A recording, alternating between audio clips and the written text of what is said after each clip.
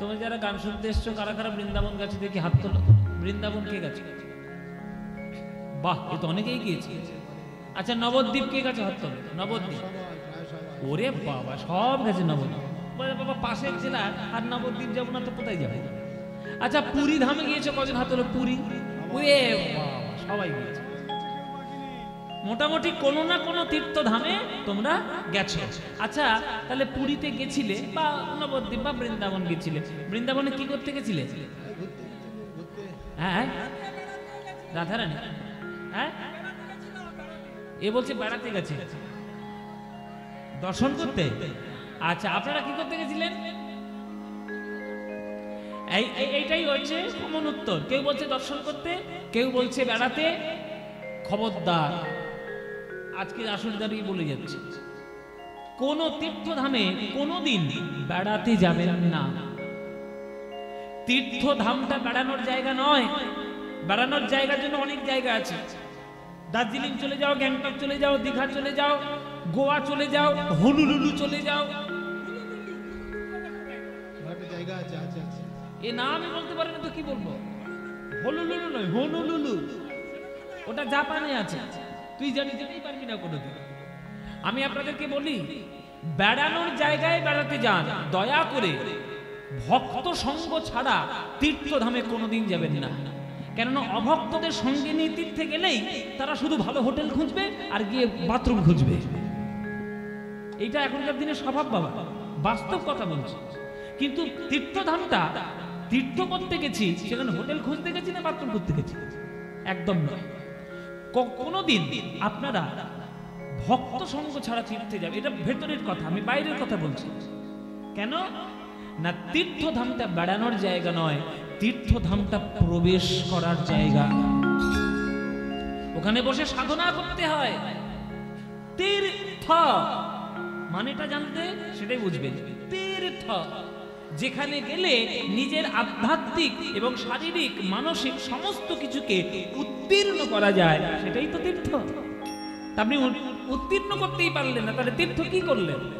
তাই অভক্তদের সঙ্গে নিয়ে কোনোদিন তীর্থে যাবেন না, আর কোনোদিন তীর্থে বেড়াতে যাবেন না। তীর্থে প্রবেশ করতে যেতে হয়। পকেটে পয়সা থাকলে বেড়ানো যায়, পকেটে পয়সা থাকলে বেরিয়ে আসা যায়, কিন্তু পকেটে পয়সা থাকলে গুরু কৃপা পাওয়া যায় না, রাধা গোবিন্দের কৃপা পাওয়া যায় না। আমার পকেটে পয়সা আছে, আমি চলে গেলাম বৃন্দাবনে, আমার যাওয়া আর একজন গিয়ে সেখানে বসে গোপী অনুরাগে রাধা কৃষ্ণের ভজন করে সেখানে গোপী ভাব লাভ করে সে রাধা কৃষ্ণের প্রেম লাভ করছে, এইটা আকাশ পাতাল পার্থক্য। দেখুন পদাবলীর লাইন কি বলছে, বরজ যুবতী ভাবেরও ভকতি সকতি হইতকা, মধুর বৃন্দা বিপিন মাধুরী প্রবেশ চাতুরিষা। প্রবেশ করতে হয়, দর্শন বেড়ানো নয়। হ্যাঁ, তাই আগামীতে আপনারা যে কোনো তীর্থধামে যখন যাবেন, তখন দয়া করে অভক্তদের সঙ্গে নিয়ে যাবেন না, মনে ভক্তি নিয়ে যাবেন, আর তীর্থধামে গিয়ে সেইখানকার ভক্তি লাভ করার জন্য যাবেন, অন্য কিছু না। হ্যাঁ, তাই বরজ যুবতী ভাবের ভকতি, সকতি হইতকার, সকতি হইতকার। বরজ যুবতী ভাবের ভকতি, সকতি হইতকার।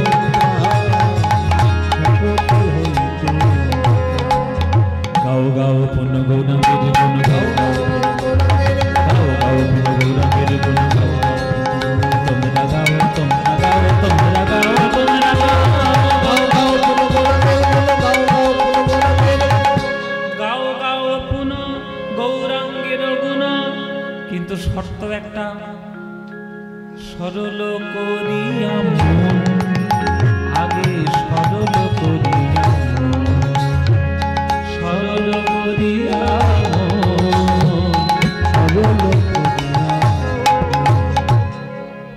কিছু মনে করবেন না। খুব একটু কটু সত্য কথা আপনাদের বলি, কিছু মনে করবেন না। কীর্তনের আসরে এসে খুব গড়াগড়ি দিয়ে কান্নাকাটি করছে, লুটোপুটি খাচ্ছে, লোকে দেখে মনে মনে ভাবছে বাহ খুব ভক্ত গো, খুব ভক্ত। ওমা কীর্তন শুনে গিয়ে বাড়িতে গিয়ে পাড়া প্রতিবেশীর সঙ্গে ঝগড়া শুরু করেছে। তোর জল আমার বাড়ি এলো কেন, তোর ছেলে আমার ঘরে নোংরা ফেলেছে কেন, তোর ডালটা আমার চালে পড়লো কেন। আরে এই 3 ঘন্টা ধরে ধরে যে ভক্ত সাজার যে ভান করলে, তাহলে ওই ভক্ত সাজলে না ভণ্ড হলে? মন যদি সরল করতে না পারো তাহলে ভণ্ড ভক্ত হওয়ার কোনো মানেই হয় না।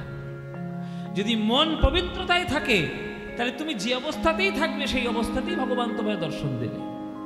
জেনে রাখবে জঙ্গলে 2 প্রকারের গাছ, একটা বাঁকা একটা সোজা। যেগুলো বাঁকা গাছ হয় সেগুলো একটাই কাজে লাগে, চিতার কাজে, জ্বলতে কাজে লাগে। আর যেগুলো সোজা গাছ হয় অনেক কাজে লাগে, আলমারি, খাট বিছানা, টেবিল চেয়ার, নানান রকম জিনিসপত্র তৈরি করতে কাজে লাগে। তুমিও যদি সরল হতে পারো তাহলে তুমিও জগতের কল্যাণ কার্যে লাগবে। আর তুমিও যদি ওই গান শুনতে এসে ভক্তগিরি দেখাচ্ছ আর বাইরে গিয়ে মনটা এমনি জটিল ভর্তি, কার সর্বনাশ করবো কি করে, হ্যাঁ, এই যদি মনে থাকে তাহলে তোমার ওই সব ভক্ত হয়ে কোনো লাভ নেই। গাও গাও পুনো গৌরাঙ্গের গুণ, যত খুশি গাও, কোনো চিন্তা নাই, কিন্তু সরল করিয়া আগে সরল করিয়া, ওই সরল করিয়া সরল করিয়া গাও গাও কোন গৌরাঙ্গের গুণ সরল করিয়া মন। একবার ভেবে দেখো তো নিতাই গৌরাঙ্গের জীবনটা। এ ভব সংসারে এমন দয়াল, এ ভব সংসারে এমন দয়াল, এ ভব সংসারে এমন দয়াল, এ ভব সংসারে এমন দয়াল নাহি পাবে একজন, এ ভব সংসারে এমন দয়াল নাহি পাবে একজন, এমন দয়াল আর পাবে না, এমন দয়াল আর আমার নিতাই গৌরাঙ্গের মতো এমন দয়াল আর পাবে না, নিতাই গৌরাঙ্গের মতো এমন দয়াল আর পাবে না। তোমরা খুঁজে খুঁজে দেখতে পারো এমন দয়াল আর পাবে না, খুঁজে খুঁজে দেখতে পারো এমন দয়াল আর, তোমরা বিচার করে দেখতে পারো এমন দয়াল আর পাবে না, বিচার করে দেখতে পারো এমন দয়াল আর পাবে না, খুঁজে খুঁজে দেখতে পারো এমন দয়াল আর পাবে না, খুঁজে খুঁজে দেখতে পারো এমন দয়াল আর, যারা হাতে ধরে পায়ে ধরে এমন দয়াল আর পাবে না, হাতে ধরে পায়ে ধরে এমন দয়াল আর পাবে না, হাতে ধরে পায়ে ধরে হরি বল হরি বল মনে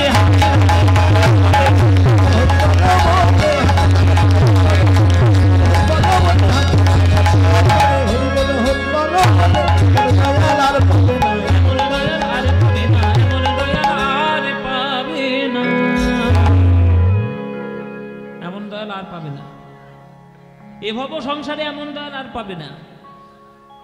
মনে করো নিত্যানন্দ, তুমি রাস্তা দিয়ে হেঁটে হেঁটে যাচ্ছ, কোনো অজানা আছেন একটা লোক এসে ধুম করে মেরে চলে গেল, তুমি তাকে ছেড়ে কথা কইবে? এখনকার দিনে কেউ কয়? সে মারলো, তুমিও ঘুরিয়ে মারলে একটা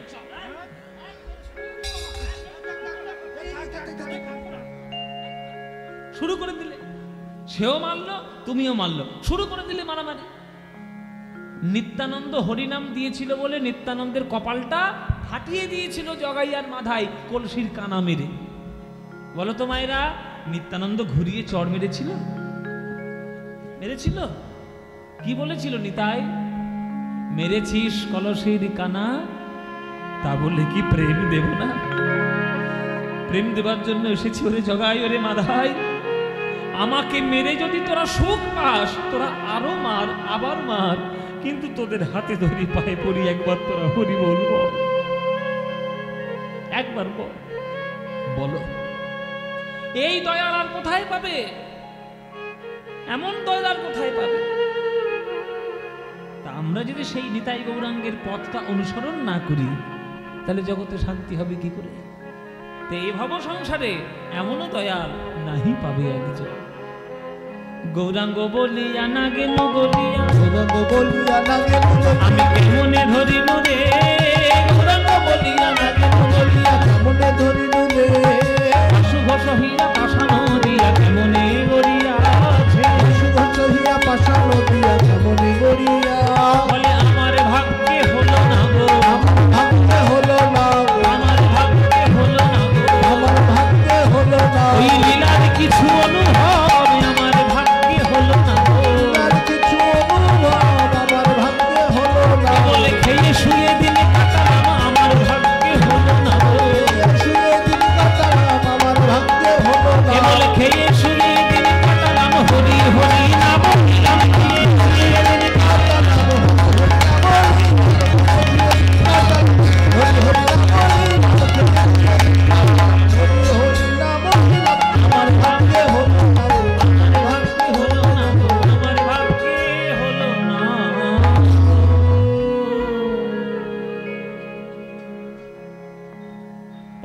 বাসুদেব ঘোষ বলছে আমার ভাগ্যে হলো না।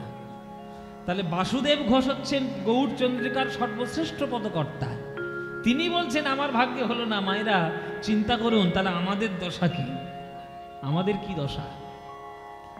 তাই যতক্ষণ পারবেন, যতক্ষণ সুযোগ থাকবে, যতক্ষণ আপনাদের ভালো লাগবে, মনে হবে গৌরাঙ্গের নাম গাইবেন সঠিকভাবে, সুন্দরভাবে, নইলে হবে না।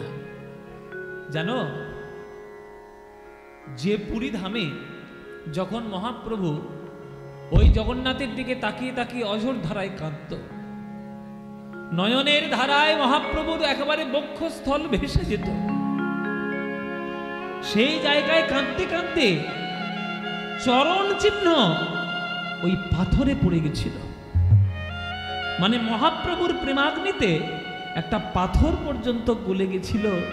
পাথরটা মনে মনে ভাবলো যে গৌরাঙ্গ মহাপ্রভু জগন্নাথের দিকে তাকিয়ে এত নয়ন জল ঝরাচ্ছেন, তার চরণ চিহ্ন যদি বুকে ধরতে পারি তাহলে জীবন আমার ধন্য হবে। আমি পাথর হয়েছি তাতে কি, মহাপ্রভুর চরণের চিহ্ন পড়ে গেল এই পাথরের উপর। সে পাথর এখনো রাখা আছে আলারনাথ মন্দিরে। ওই সাধারণ লোকেরা ওই পাথরের উপর পা দিয়ে দিয়ে চলে যেত। আর আমাদের রাধারমণ চরণ দাসদেব, বিরাট বড় বৈষ্ণব, তিনি ভাবলেন যে মহাপ্রভুর পদচিহ্নে সাধারণ লোক পায়ে দেবে। রাজার সঙ্গে কথাবার্তা বলে খুব বিশেষভাবে সলা পরামর্শ করে ওই নির্দিষ্ট ওই পাথরটুকু কেটে নিয়ে আলারনাথ মন্দিরে প্রতিষ্ঠা করেছে। তাহলে একটা পাথর যদি বুঝতে পারে যে মহাপ্রভুর প্রেমের হৃদয়ের কেমন, আমরা তো মানুষ, আমরা কেন বুঝলাম না? তাহলে আমাদের হৃদয়টা পাথরের থেকে আরো কঠিন, তাই আমরা মহাপ্রভুর কৃপা বুঝিনি। যদি বুঝতাম তাহলে মহাপ্রভুকে নিয়ে এই রকম চারিদিকে আমরা উল্টো পাল্টা কিছু করতাম না, তার সঠিক অনুসরণ করতাম। তার হৃদয়ে, আমাদের হৃদয়ে তার প্রেম জায়গা দিয়ে তারই নাম গান আমরা মত্ত থাকতাম। কিন্তু এখনো কিছু দুর্ভাগা বাঙালি আছে যারা মহাপ্রভুর গুরুত্ব বোঝে না। ওই ভগবান হয়েছে কি না হয়েছে সেই নিয়ে শুধু মত্ত। মহাপ্রভু সমাজের জন্য যে কি করে গেছেন সেইটা কখনো বুঝলো না। যদি বুঝবে যেদিন, সেদিন তার প্রেমও হবে, হৃদয়ে পাথরটাও গলবে। আর হৃদয় পাথরে যেদিন গলবে সেদিন নয়ন থেকে অবিরত অশ্রুধারা বয়ে যাবে। কেননা ওই মহাপ্রভুর প্রেমের মূল কথা হলো চোখের জলে ভগবানকে ডাকো। সেই মহাপ্রভুর গৌরচন্দ্রীকে একটা আস্বাদন করলাম আমরা।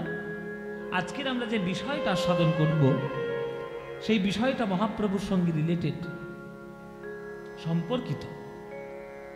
জেনে রাখবেন, এমনি এমনি কোনো কথা জগতে হট করে প্রচার হয়ে যায় না। প্রত্যেকটা জিনিসের একটা মাধ্যম থাকে।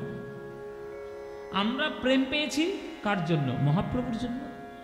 কিন্তু মহাপ্রভু প্রথম প্রেমের সন্ধান কাদের কাছ থেকে পেয়েছেন তাদের কথাও যদি আমরা না জানি তাহলে সঠিক শ্রদ্ধা মহাপ্রভুকে করা হবে না। মহাপ্রভু যখন শ্রীকৃষ্ণ চৈতন্য হয়ে গেছিলেন, তখন পুরী ধামে যখন থাকতেন, 5 জনের রচনা মহাপ্রভু নিজে আস্বাদন করতেন। 5 জন, 5টা কবির রচনা, পদ, সাহিত্য মহাপ্রভু আস্বাদন করতেন। নিজের লেখা গান, নিজের লেখা শ্লোক, নিজের লেখা পদাবলী মহাপ্রভুর আপনি পাবেন না। কেবলমাত্র শিক্ষা স্টক ছাড়া মহাপ্রভুর অন্য কোনো কথা লেখা নেই। আপনি বাজারে খুঁজে খুঁজে দেখুন কোন বইটা শ্রী চৈতন্য মহাপ্রভুর লেখা, বাজারে পাবেন না। মহাপ্রভু গ্রন্থ লিখেছিলেন কিন্তু সবগুলোই গঙ্গার জলে বিসর্জন দিয়ে দিয়েছিলেন। কারণ মহাপ্রভু জানতেন যে আমার লেখা গ্রন্থ যদি পাঠ করে সবাই, তাহলে আমার ভক্তরা ওই আমার লেখা গ্রন্থগুলো নিয়ে অহংকার করতে শুরু করবে। আমার যারা ভক্ত তাদের যে রচনা, তাদের যে পাণ্ডিত্য, সেগুলোকে শ্রদ্ধা জানাবে না। সেগুলো নিজের যা রচনা সব শুধু তিনি গঙ্গার জলে ভাসিয়ে দিলেন। আর শুধু 8খানা শ্লোক মহাপ্রভু ভক্তদের জন্য বলে গেলেন। সেই 8খানা শ্লোকই আমরা সবসময় পাঠ করি জীবনে। কিন্তু মহাপ্রভু যাদের কাছে প্রেম রত্ন পেয়েছেন, সন্ধান পেয়েছেন, তারা হলেন 5 জন। 5 জন কে কে? চৈতন্য চরিতামৃতে পরিষ্কার করে লেখা, চণ্ডীদাস বিদ্যা রায়ের নাটক গীতি, কর্ণামৃতম গীত গোবিন্দ, স্বরূপ রামানন্দ সন মহাপ্রভু রাত্রি দিনে গায়ে শোনে পরম আনন্দ। 5 জন কবি মহাপ্রভুর জীবনের মোড় ঘুরিয়ে দিয়েছিলেন। সেই 5 জন কবি হলেন, প্রথম হচ্ছে বীরভূমের চণ্ডীদাস ঠাকুর, দ্বিতীয় হচ্ছে জয়দেব গোস্বামী, হ্যাঁ, 3 নম্বর হচ্ছে কৃষ্ণদাস, মানে আমাদের বিল্লমঙ্গল ঠাকুর, যে কৃষ্ণকর্ণামৃতম গ্রন্থ লিখেছিল বিল্লমঙ্গল ঠাকুর। রায় রামানন্দের গান মহাপ্রভু অত্যন্ত ভালোবাসতেন। আর 5 নম্বর আজকের আমরা যার কথা বলবো তার জীবন, তিনি হলেন মিথিলার কবি বিদ্যাপতি। তৎকালীন যুগের শ্রেষ্ঠ কবি ছিলেন বিদ্যাপতি। যেমন আধুনিক কালের শ্রেষ্ঠ কবি রবীন্দ্রনাথ ঠাকুর, তৎকালীন যুগের শ্রেষ্ঠ কবি ছিলেন বিদ্যাপতি। এই বিদ্যাপতির মিথিলায় বাড়ি। তিনি মিথিলার মানুষ হয়েও, বিহারের মানুষ হয়েও তার যা বৈষ্ণব পদাবলিতে কন্ট্রিবিউশন, তার যা দান, তার যা রচনা, সেটা কেউ কোনোদিন অস্বীকার করতে পারবে না। ওই জন্য বিদ্যাপতি বিরাট বড় ভক্ত, বিরাট বড় কবি। তাই সেই বিদ্যাপতির কথা আজকের আমরা আস্বাদন করব। আপনারা খুব মন দিয়ে শুনবেন। জীবনে কেমন ভক্ত হলে আপনার সন্তান সন্ততিরাও তারা ভক্ত হবে, সেই সন্ধানটা আজকে পেয়ে যাবেন। জয় নিতাই।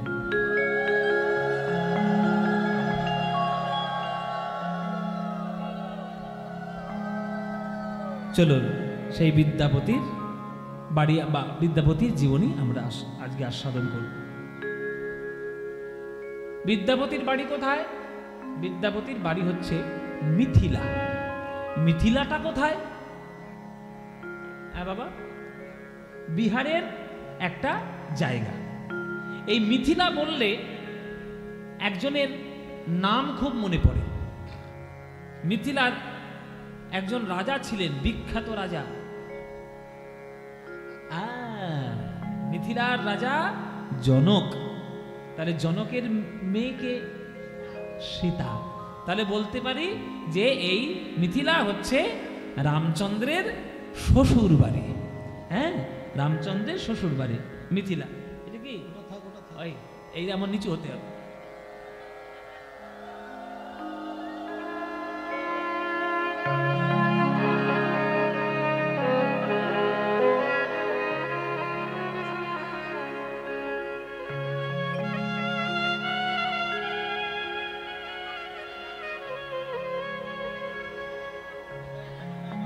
ঠিক আছে, হ্যাঁ।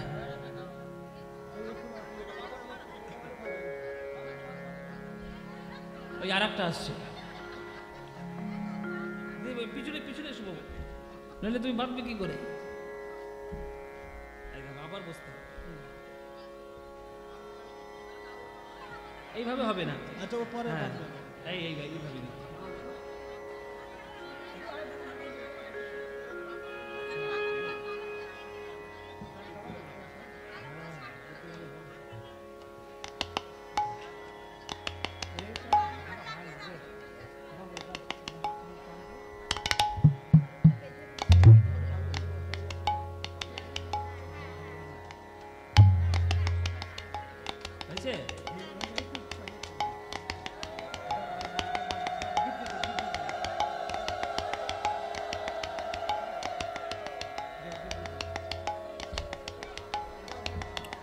জয় নিতাই।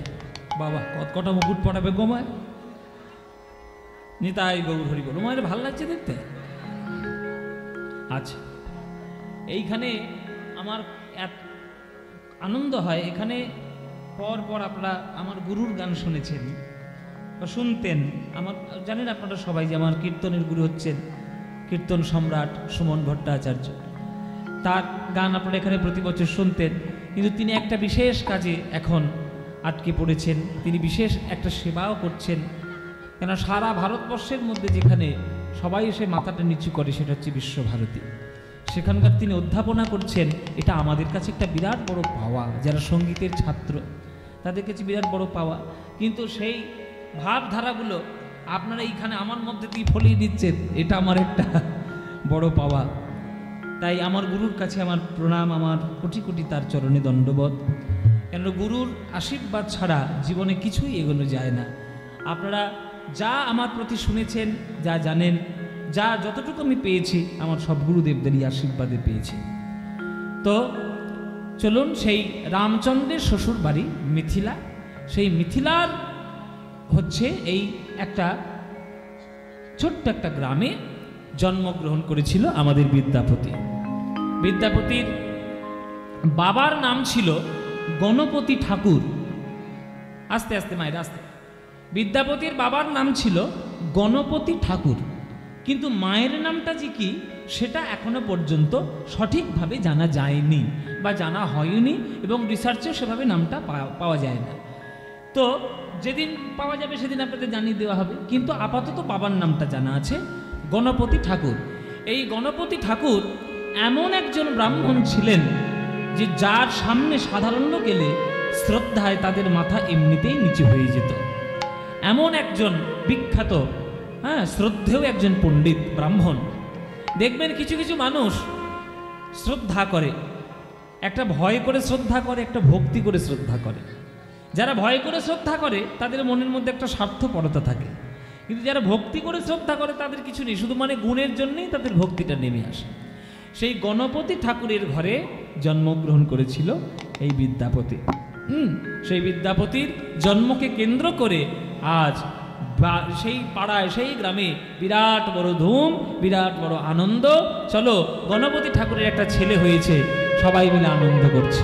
হ্যাঁ, বিদ্যাপতি জন্মিল গণপতির ঘরে, বিদ্যাপতি জন্মিল গণপতির ঘরে, বিদ্যাপতি জন্মিল গণপতির ঘরে, বিদ্যাপতি জন্মিল গণপতির ঘরে।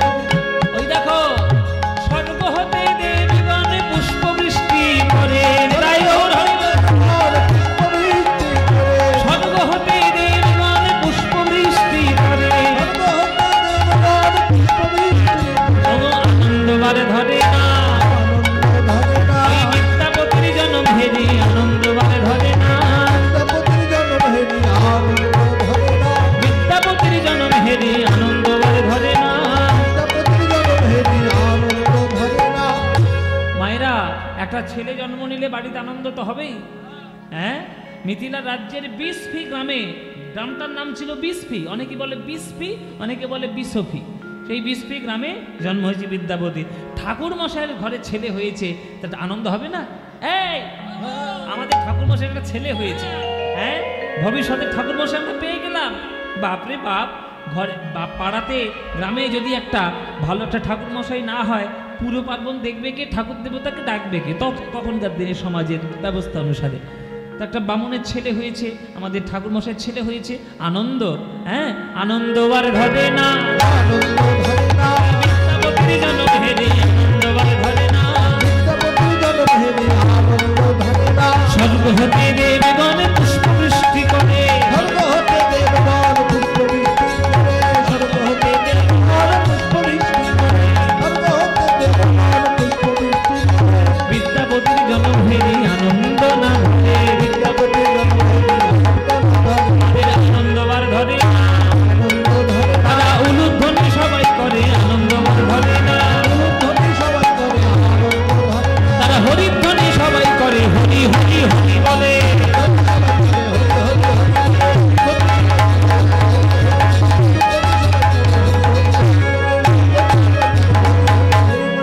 আনন্দ ধরে না, আনন্দ ধরে না। খুব আনন্দ, একটা ছেলে হয়েছে, খুবই আনন্দ, পাড়া প্রতিবেশী খুবই আনন্দিত, ছেলে হয়েছে বলে কথা। দলে দলে মিলে সবাই দেখতে যাচ্ছে, হ্যাঁ, ছেলেকে দলে দলে সবাই দেখতে যাচ্ছে ছেলেকে। এই ঠাকুর মশাই ছেলে দেখো, চল। দেখতে দেখতে ছেলের অন্নপ্রাশনের দিন চলে এলো। হ্যাঁ, আপনাদের এদিকে অন্নপ্রাশন হয় তো? নিশ্চয়ই নিশ্চয়ই হয়, কারণ সবাই হয়, রাইস সেরিমনি। হ্যাঁ, বলছে ছেলেটা আজকে কি হবে সেটা আজকের পরীক্ষা করে দেখে নেওয়া যায়।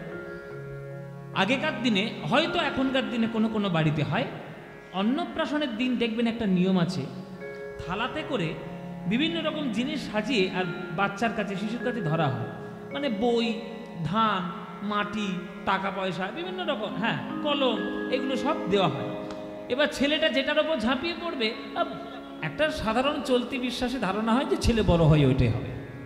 তো এই ধারণাতে সবাই গিয়ে দেখতে গেছে, এই দেখি ছেলেটা কি করে, বাচ্চা ছেলেটা কি করে।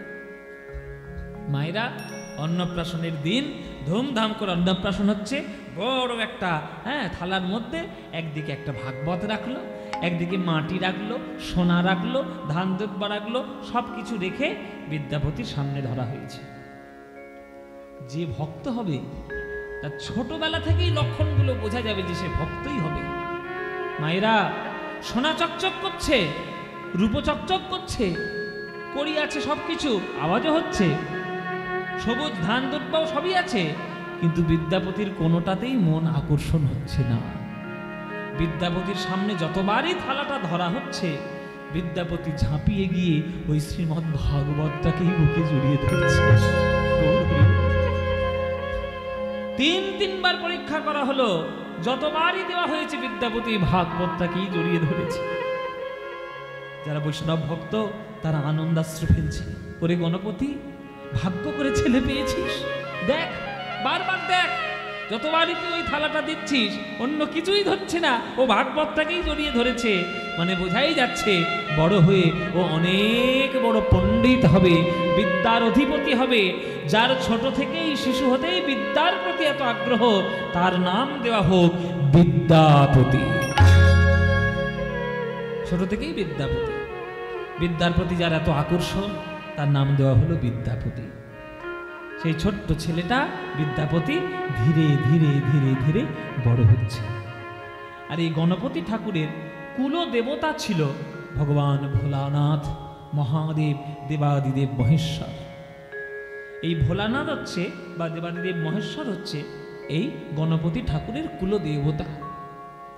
এবার রোজ পুজো অর্চনা করে, ফুল বেলপাতা দেয়, গঙ্গা জল দেয়। বাচ্চা ছেলেটা তো দেখছে যে আমার বাবা কিছু একটা মন্দিরে গিয়ে করছে। আপনি আপনার শিশুর সামনে যা করবেন, শিশু কিন্তু ছোট থেকে সেইটাই ফলো করবে, সেইটাই করবে। আপনি বড় হয়ে যদি আপনি বড় হয়ে যদি শিশুর সামনে যদি ঝগড়া মারামারি চিরকাল করেন, দেখবেন আপনার ছেলেটাও তাই হবে। আর আপনি যদি আপনার শিশুর সামনে যদি সংস্কার মেনে চলেন, দেখবেন শিশু সংস্কার পূর্ণই হবে। দেখছি বাবা গিয়ে এরকম করছে, এরকম করছে, ফুল দিচ্ছে, বেলপাতা দিচ্ছে, গঙ্গা জল দিচ্ছে। বাবার কাছে গিয়ে একদিন বলছে বিদ্যাপতি, 7 বছর বয়স হয়ে গেছে তখন, বাবা বাবা ওইটা কি? ওই পাথরের উপর তুমি যে জল ঢালছ, ওই পাথরটার উপর কেন জল দিচ্ছ? কালো পাথর, ফুল দিচ্ছ, বেল পাতা দিচ্ছ। তখন গণপতি ঠাকুর বলছি, বিদ্যাপতি খবরদার, কোনোদিন এটাকে কালো পাথর বলবি না। ইনি হলেন স্বয়ং দেবাদিদেব মহাদেব, আমাদের কুলগুরু, আমাদের কুল দেবতা, আমাদের কুলের ভগবান। এনাকে পুজো করলে সকল কিছু পাওয়া যায়। জানিস বিদ্যাপতি, নিম্নগানং যথা গঙ্গা দেবমামুচ্যতে যথা, বৈষ্ণবানং যথা শম্ভু পুরাণানাং বিদং তথা। নদীদের মধ্যে গঙ্গা শ্রেষ্ঠ, দেবতাদের মধ্যে বিষ্ণু শ্রেষ্ঠ, শাস্ত্রের মধ্যে যেমন ভাগবত শ্রেষ্ঠ, তেমনি সকল বৈষ্ণবদের মধ্যে শিব ঠাকুর হল শ্রেষ্ঠ।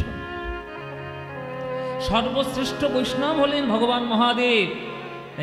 ওরে বিদ্যাপতি, তোর জীবনের মূল লক্ষ্য হলো এই দেবাদিদেব মহাদেবের কৃপাধন্য হওয়া, তার আশীর্বাদ পাওয়া। তাই বাবা, আচ্ছা তাহলে আমিও তোমার মতো রোজ সকালে উঠে শিব ঠাকুরের মাথায় জল দেব?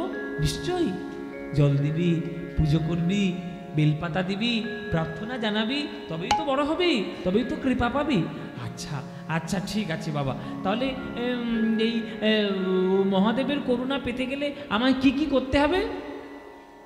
বলে শোন, মহাদেবের করুণা পেতে গেলে সব থেকে আগে যেটা করতে হবে, মহাদেব যাকে মস্তকে ধারণ করে রেখেছে তার করুণা তোমায় আগে পেতে হবে। হ্যাঁ, মস্তকে যাকে ধারণ করেছে তার করুণা আগে পেতে হবে। এই আমাদের সামনে থেকেই বয়ে যাচ্ছে মা গঙ্গা, আর এই গঙ্গা এই ভগবান মহাদেবের মাথা থেকেই জগতে প্রকাশিত হয়েছে প্রথমে। এই গঙ্গার জলে তুমি যাও, গঙ্গার জলে স্নান করো, গঙ্গার কৃপা তুমি লাভ করো, করলেই তুমি মহাদেবের করুণা পেতে পারবে। তাই তাই বাবা? হ্যাঁ নিশ্চয়ই। এই যে গঙ্গা মা আপনাদের এই যে পাশেই রয়েছে গঙ্গা মা, একেবারে গঙ্গার পাড়ে আমরাও কীর্তন করতে এসেছি। এই যে গঙ্গা মা, এই গঙ্গা মার উৎপত্তি কিভাবে, কি হলো? আস্তে আস্তে আস্তে আস্তে, কথা নয়। যারা আসছো লাস্টে এসে ফার্স্টে বসার চিন্তা করলে মুশকিল হবে। হ্যাঁ, একটু যারা আসছো একটু ম্যানেজ করে নিজেদের মধ্যে একটু বসে নাও, এসে গন্ডগোল করো না। জয় নিতাই। এই গঙ্গা মায়ের উৎপত্তি কেমন করে হয়েছিল মায়েরা জানো তো? নিশ্চয়ই জানো, তবে একবার ছোট্ট করে বলে দিই। এই যে আমরা গান গাই, সঙ্গীত করি, এই সঙ্গীতগুলো হচ্ছে সামবেদ অনুসারে সঙ্গীত হচ্ছে এক একটা জীবন্ত দেবদেবীর মতো। এরা কিন্তু হাসে, গায়, কথা বলে, এটা বিশ্বাস, আমাদের বেদ ধর্মের বিশ্বাস যে সঙ্গীতের রাগ রাগিনীগুলো হচ্ছে একেবারে জীবন্ত। কিন্তু তাদেরকে যদি মিস ইউজ করা হয়, তাকে যদি আমি উল্টোপাল্টাভাবে গাই, তাহলে কিন্তু এই রাগ রাগিনীরা অসুস্থ হয়ে পড়বে। একবার দেবর্ষি নারদ, সে তার অহংকারের বলে আমি দিন রাত বিনা যন্ত্র নিয়ে নাম গাই, আমি ঠিকঠাক আজকে রাগ রাগিনী গাই। রাগ রাগিনী গাইতে গিয়ে এমন রাগ রাগিনী গেয়েছে মায়েরা, ভুল ভাল সব স্বর প্রয়োগ করে এমন করেছে, কোনো কোনো রাগের হাত ভেঙে গেছে, কোনো কোনো রাগের ঘাড় ভেঙে গেছে, কোনো কোনো রাগের কোমর ভেঙে গেছে, সব যাচ্ছে তাই অবস্থা রাগ রাগিনী। এবার এই রাগ রাগিনীর এই দশা দেখে তখন নারদ মুনি এসে বলছে, কি গো তোমাদের এই দশা করলে কে? বলে, যে বলছে সে। দশা করলে কে? আবার তুমি এমন ভাবে আমাদেরকে ব্যবহার করেছো, আমরা সবাই অসুস্থ হয়ে পড়েছি। কি সর্বনাশ, আমি এত ভুল গিয়ে ফেললাম? বলে, হ্যাঁ নারদ মুনি, যাত্রার দ্বারা রাগ সঙ্গীত গাওয়া হবে না, আপনার গাওয়া ভুল হয়েছে। ও মা, তাহলে তোমাদের সুস্থতার কারণ কি? বলে, আবার যদি কেউ পুনরায় আমাদেরকে নতুন করে সঠিক সুরে গাইতে পারে, আবার আমরা সুস্থ হয়ে পড়ব। তাহলে সে কে আছে? তার আমি আরেকবার গাই? বলে, আর খবরদার কেউ না, একবার গাইতেই আমাদের এই দশা, এবার গাইলে মরেই যাব আমরা। তাহলে কে গাইবে? তাহলে শোনো, জগতে কেবলমাত্র একজনই আছেন যিনি সঠিক রাগ রাগিনী, সঠিক সঙ্গীত জানেন, সেটা একমাত্র হলো কৈলাসপতি দেবাদিদেব মহাদেব। নারদ মুনি অমনি ছুটে চলেছে মহাদেবের কাছে, মামা, ও মামা, আমি একটু রাগ রাগিনী গাইতে গেছিলাম মামা, এমন গেছি যে সব ভুল ভাল হয়ে সব রাগ রাগিনীগুলো অসুস্থ হয়ে পড়ে আছে, তুমি যদি একটু ঠিক করে গাও তারা সুস্থ হয়ে যেতে পারে। ভোলানাথ বলছে, আমি তো গাইতে পারি, কিন্তু শ্রোতা কই? শ্রোতা না হলে কি গান গাইতে ভালো লাগে গায়কের? বলে, কি শ্রোতা মানে? আমি শুনবো তোমার গান। দূর বেটা, তুই আমার গান শুনবি? তোর এত বড় ক্ষমতা, তোর গান গাওয়াতেই রাগ রাগিনীগুলোর এই অবস্থায় যে তুই আমার গান শুনবি? কিরে, তুই আমার সঠিক শ্রোতা নস। তাহলে সঠিক শ্রোতা কে? বলে, জগতের কেবলমাত্র দুজন আছে আমার গানের সঠিক শ্রোতা। সে কে? বলে, একজন হচ্ছে ব্রহ্মলোকে ব্রহ্মা, আর একটা হচ্ছে বিষ্ণু লোকের ভগবান শ্রী বিষ্ণু। যা, ওদেরকে নিমন্ত্রণ কর, তাহলে আমি কিন্তু গান গাইতে পারি। নারদ গিয়ে যে ব্রহ্মার কাছে, বাবা কৃপা করে একটু কৈলাসে চল, উল্টো পাল্টা করে ফেলেছি, রাগ রাগিনীগুলোর এই অবস্থা হয়েছে, মামা এখন একটু গান গাইবে, তুমি একটু গাই, শুনলেই আমার রাগ রাগিনীগুলো সুস্থ হবে। ব্রহ্মা বলছে, হ্যাঁ মহাদেব গান গাইবে বলে কথা, শুনবো না? নিশ্চয়ই শুনবো। ছুটি আসছে ব্রহ্মলোক থেকে ব্রহ্মা। হ্যাঁ, এইবার বিষ্ণুকে গিয়ে বলছে, প্রভু আপনি একবার কৈলাসে চলুন, আমার রাগ রাগিনী ভুল গাওয়া হয়ে গেছে, রাগ রাগিনীর অসুস্থ হয়ে পড়েছে। বিষ্ণু বলছে, ভগবান মহাদেব গান গাইবে, একটু শুনবো না? নিশ্চয়ই শুনবো। মহাদেব বসেছে গান গাইতে, কি দৃশ্য চিন্তা করো, মহাদেব গান গাইছে, সামনে ব্রহ্মার বিষ্ণু শ্রোতা হয়ে বসে আছে, কি অপূর্ব দৃশ্য। যখন এমন রাগ রাগিনী মহাদেব ধরলেন, আহ, জগৎ একেবারে যেন শান্ত স্নিগ্ধ হয়ে যাচ্ছে, রাগ রাগিনীগুলো পুনরায় সুস্থ হয়ে যাচ্ছে। এমন গান ধরেছে মহাদেব যে আমাদের বিষ্ণু ভগবান সর্বাঙ্গ তার বিগলিত হয়ে যাচ্ছে, ধর্মাক্ত হয়ে যাচ্ছে, থরথর করে কাঁপছে, আর সর্বাঙ্গ বিগলিত জল চরণ ধারা থেকে বিন্দু বিন্দু বিন্দু হয়ে প্রবাহিত হচ্ছে। ওই চরণের ধারা থেকে উৎপত্তি হলো মা গঙ্গা। দেখতে পেল না, দেখতে পেয়েছে ব্রহ্মা। তাই কি করলো? ব্রহ্মা গিয়ে নিজের কমণ্ডলটা ওই চরণের তলায় প্রান্তে পেতে দিলেন। বিন্দু বিন্দু জল, ভগবান নারায়ণের অঙ্গ বিগলিত জল কমণ্ডল ভর্তি হয়ে জন্মগ্রহণ করল ব্রহ্মা। আমাদের গঙ্গা, ব্রহ্মার কমণ্ডলে প্রথমে জন্ম হলো আমাদের গঙ্গা চরণ থেকে। এই যে চরণ থেকে জল পড়ে কমণ্ডলের মধ্যে পড়লো, এটা কিন্তু কেউ জানে না ব্রহ্মা ছাড়া, ব্রহ্মাই জেনে রেখেছে। ব্রহ্মার কমণ্ডলের মধ্যে স্থিত রয়েছে। এইবার যখন সগর রাজা, তার যখন বংশধ্বংস হয়ে গেল, যখন ধরিত্রীকে পাবন করার জন্য গঙ্গাকে আনার প্রয়োজনীয়তা হয়ে পড়ল, তখন ভগীরথ এক পায়ে দাঁড়িয়ে তপস্যা করলেন ব্রহ্মা। তখন ব্রহ্মা বলছে, এই জগতে গঙ্গা আমি দিতে পারি, কিন্তু আমি যখন কমণ্ডল থেকে গঙ্গাটা ঢালবো, তার যে গতিবেগ, তার যে প্রচণ্ড শক্তি, সেটা ধারণ করবে কে? সরাসরি যদি আমার কমণ্ডল থেকে পৃথিবীতে পড়ে, পৃথিবী একেবারে চৌচির হয়ে যাবে, একবার খণ্ড খণ্ড হয়ে যাবে। তখন বলল, একমাত্র একজন আছে এর ভার সহ্য করতে পারবে, সে হচ্ছে মহাদেব। তখন ভগীরথ আবার তপস্যা শুরু করলেন মহাদেব। মহাদেব যখন প্রসন্ন হলে বলছে, ঠিক আছে, আমি আমার জটা পেতে দেব, এই জটাতে কারোর শক্তি কোনো রকম কাজ করবে না। তাই প্রথমে ওই কমণ্ডল থেকে যখন গঙ্গাকে ঢাললেন ব্রহ্মা, তখন প্রথম ধারা পড়েছে আমার এই শিব ঠাকুরের জটায়। শিব ঠাকুরের জটায় পড়ে সেইখান থেকে আমাদের এই গঙ্গা আসা, সেইখান থেকে গঙ্গা সাগরে গিয়ে মেশা, সেইখান থেকে ওই রঘুবংশের সগর রাজার 100 পুত্র উদ্ধার হয়ে গেল, সমস্ত কিছু হয়ে এই গঙ্গা সাগরের মেলা এই আপনাদের সামনে এই মকর সংক্রান্তিতে হচ্ছে গঙ্গার আবির্ভাব। তো মা গঙ্গা, আমরা ভারতীয় সংস্কৃতিতে আমরা মা গঙ্গাকে স্বয়ং দেবী বলে জানি। হ্যাঁ, তো সেই মা গঙ্গার পুজো করতে চলেছে আজ বিদ্যাপতি। বিদ্যাপতিকে বলে দিয়েছে বাবা, যাও গঙ্গার জলে পুজো করো, তবেই তুমি শিব ঠাকুরের করুণা পাবে। হ্যাঁ, তাই চলেছে আজকের গঙ্গা পুজো করতে। ওই ছোট্ট বিদ্যাপতি ওই ছোট্ট বয়সে এক পা দু পা করে এগোতে এগোতে, বুক ভরা শ্রদ্ধা নিয়ে ভালোবাসা নিয়ে আজ গঙ্গার তীরে এসে দাঁড়ালো। গঙ্গার তীরে কুলকুল ধারা বয়ে যাচ্ছে, বিদ্যাপতির নয়ন ধারা ভেসে যাচ্ছে। করজোরে বলছে, মা গো, তোমার জলে আমি স্নান করতে এলাম জীবনকে পবিত্র করব বলে। ওগো মা গো, বাবা আমায় বলে পাঠিয়েছে শিব ঠাকুরের করুণা পাওয়াই হলো জীবনের প্রধান লক্ষ্য। এই মা, তুমি কৃপা করো যেন আমি শিব ঠাকুরের করুণা লাভ করতে পারি। এই বিদ্যাপতি প্রথম তার গান রচনা করলেন এই গঙ্গার তীরে বসে, গঙ্গা বন্দনা।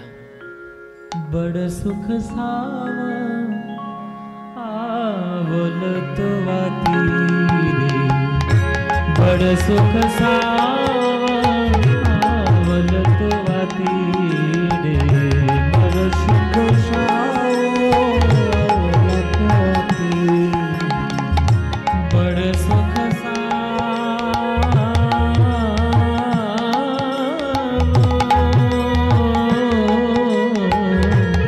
बड़ सुख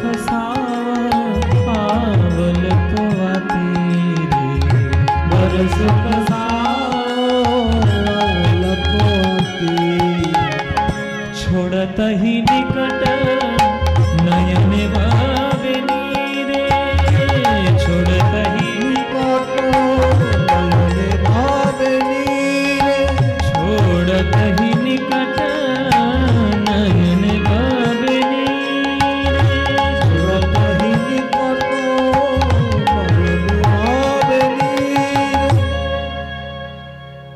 मानेटा जेने निन, बड़ सुख साव आवल तु तीरे, বড় শান্তি পেলাম মা তোমার তীরে এসে। এবার এই এক পলকের একটুখানি শান্তি পেয়ে এমন আমার একটা মন তোমার সঙ্গে আমার সম্পর্ক হয়ে গেল, এখন তোমার কুল ছেড়ে তোমার তট ছেড়ে আমায় যে চলে যেতে হবে, এই কথাটা ভাবতে গিয়েই আমার বুকের ভিতরটা কাঁপছে। छोड़त ही निकट नयन बबनीरे। কত সুন্দর কথা দেখুন, ওইটুকু বয়সে কত উপলব্ধি ওই বিদ্যাপতি, যে তোমার চরণ ছেড়ে আমি চলে যাব, তোমার কুল ছেড়ে চলে যাব, সেটা ভাবতে গিয়ে আমার চোখে জল আসছে না। মা গঙ্গা, তোমার বিষ্ণুর চরণ থেকে তোমার জন্ম, ব্রহ্মার কমণ্ডলে তোমার স্থান, আর মহাদেবের জটার মধ্যে তোমার প্রথম প্রকাশ স্থল। আজকে তোমার তীরে আমি স্নান করতে এসেছি মা। এই স্নান করেই যেন আমার জীবন হয়ে গেল পবিত্র, কিন্তু পবিত্র জীবন যখনই আমি তোমায় ছেড়ে যাব ভাবছি, আমার হৃদয়টা বড় কাঁপছে। হ্যাঁ, এক অপরাধ মরে জানি, অপরাধ মরে জানি, এক অপরাধ মরে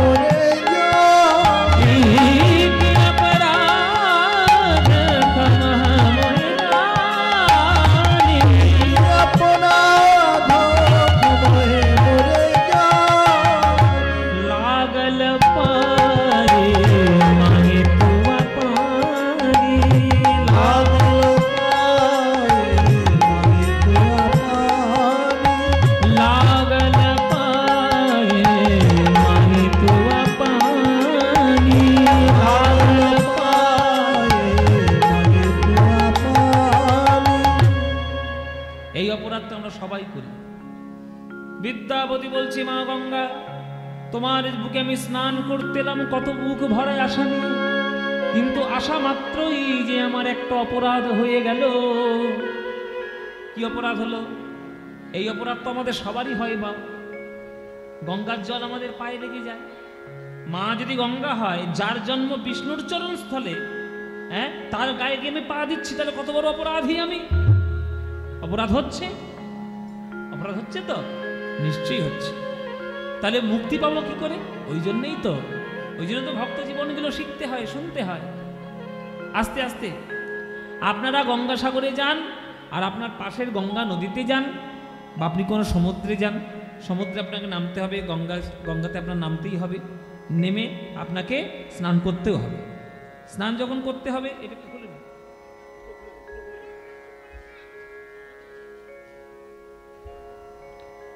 তো স্নান যখন করতে হবে তখন আপনার পায়ে তো জল লাগবেই। যখনই আপনার পায়ে জল লাগছে, আপনার অপরাধ হচ্ছে। এই ছোট্ট ছেলেটা ওইটুকু বয়সে অনুভূতি তার হয়ে গেছে। হ্যাঁ, লাগল পানি মানি তোমা পানি, লাগল পানি মানি তোমা পানি। তাহলে অপরাধ মুক্তির উপায় কি? ওই জন্যে কোনো সমুদ্রের জলে, কোনো নদীর জলে, কোনো পুকুরের জলে হুড় হুড় করে নেমে যাবেন না। নামার আগে সেই জলটা আগে হাতে নিয়ে আগে মাথায় দিতে হয়। হ্যাঁ, মাথায় দিতে হয়, আর গঙ্গাকে প্রণাম করতে হয়। সদ্যপাতক সংঘন্তি সদ্য দুঃখ বিনাশিনী সুখদা মুখদা গঙ্গা গঙ্গিত পরমাগতি। ও মায়েরা, মন্ত্র মনে থাকবে তো? হ্যাঁ,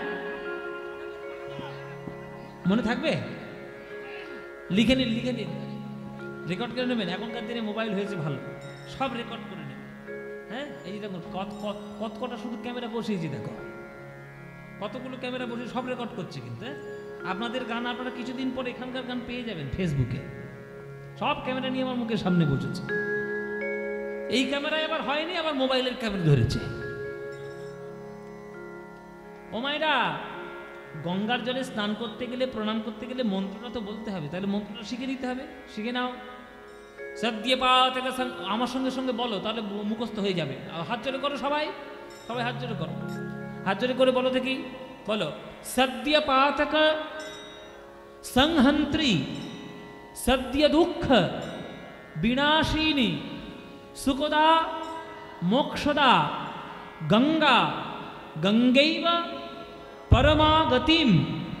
মনে থাকবে? মায়েরা বলছে, বাবা কি মন্ত্র বললে? 1 কিলোমিটার লম্বা মন্ত্র। এই 1 কিলোমিটার লম্বা মন্ত্র মনে থাকবে? ও মায়েরা, মনে থাকবে না? আচ্ছা, যদি মনে না থাকে তাহলে একটা শর্ট মন্ত্র বলে দিই। শর্ট মন্ত্র, এখনকার দিনে সব শর্ট ফর্ম। শর্ট মন্ত্র একটা বলে দিই, কিচ্ছু করতে হবে না, জলটা একটু হাতে করে নেবে, নমো গঙ্গে নমো গঙ্গে নমো গঙ্গে। বলতে পারবে তো? এইটুকু বলতে পারবে তো? ও মায়েরা এইটুকু বলতে পারবে তো? ব্যাস এইটুকু বললেই হবে। মূল কথা হলো আপনার শ্রদ্ধা। ওই যে গঙ্গা জলটা নিয়ে আপনি যে মাথায় দিচ্ছেন, মাতৃ সম্মান করে তাকে যে মস্তকে আপনি ধারণ করলেন, এই শ্রদ্ধাতেই আপনি অপরাধ থেকে মুক্তি পাবেন। হ্যাঁ বাবা, ওই যে পায়ে জল লাগছে, एक अपराध क्षमा मोरे जानी लागले पाए माए तुआ पानी। মা তোমার জল আমার পায়ে লেগে আমার বড় অপরাধ হয়ে গেল। মায়ের বুকে পা দিয়েছি, কত বড় অপরাধ করেছি, এই অপরাধটি তুমি ক্ষমা করো। এক অপরাধ ক্ষমা মোরে জানি, এক অপরাধ ক্ষমা মোরে জানি, লাগল পায়ে মায়ে তুआ पानी, लागल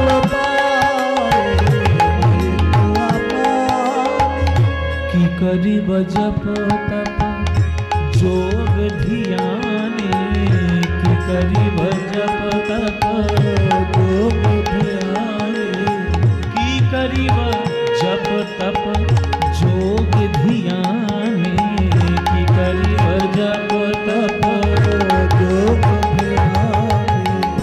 जन्म की तारथ एक ही सिनाने, जन्म की तारथ एक ही सिनाने, वो जन्म की तारथ एक ही सिनाने, जन्म की तारथ